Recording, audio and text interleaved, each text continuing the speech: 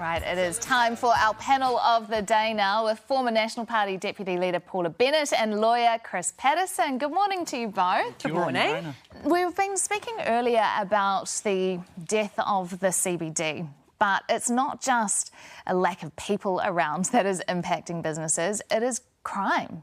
And one of the most shocking experiences they're having in crime is ram raids of people who are 11, 12 years old ramming these shops with their cars. Paula, in your time, in your work with the Justice, do you have any ideas on how we stop this? I mean, it's horrific, and, you can kind of see that young people, there is a small proportion of them. And I think we've got to keep that in perspective as well, that, most of our young people are going to lead the world, and thank goodness, and, and they're going to shine and be brighter and doing better than any of us, and I just celebrate that.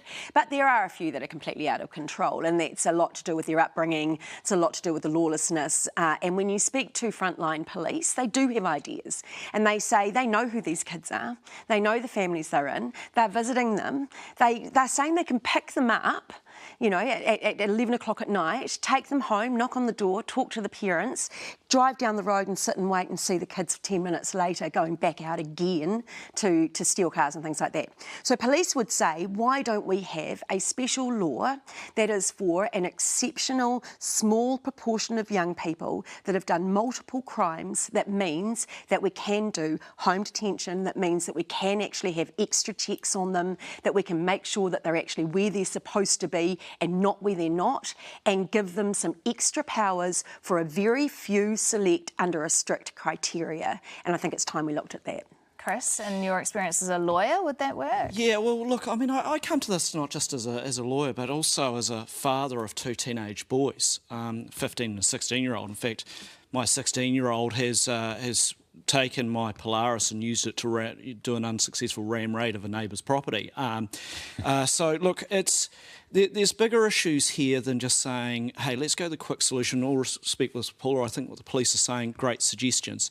But you've got to go further than that. It's always easy to say, let's get hard on crime. Let's look more at what is actually, underlying all of this.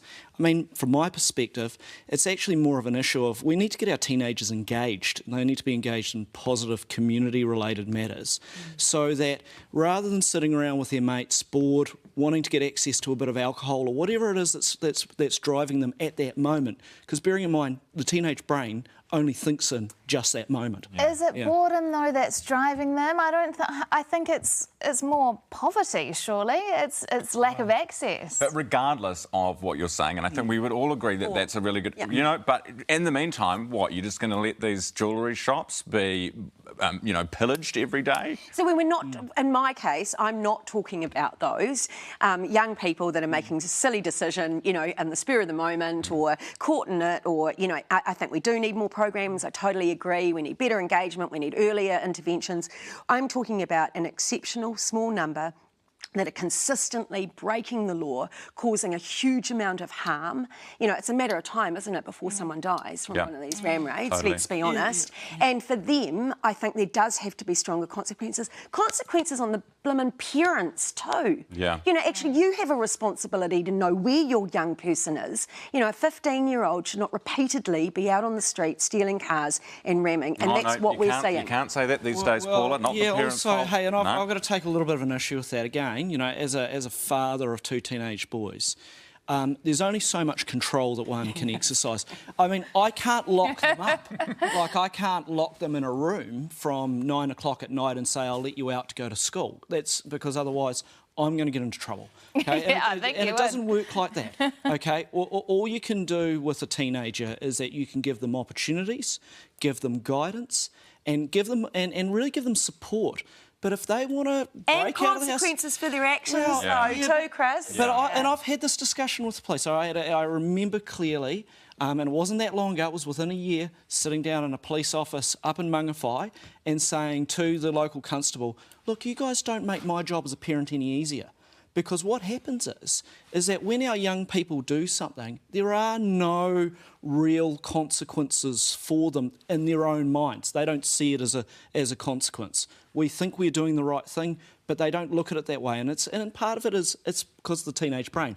It works in a certain way. It does. They see things in nanoseconds. I've had one. I know about it. Yeah. Hey, just before we go, very quickly, and it's 8:30 news.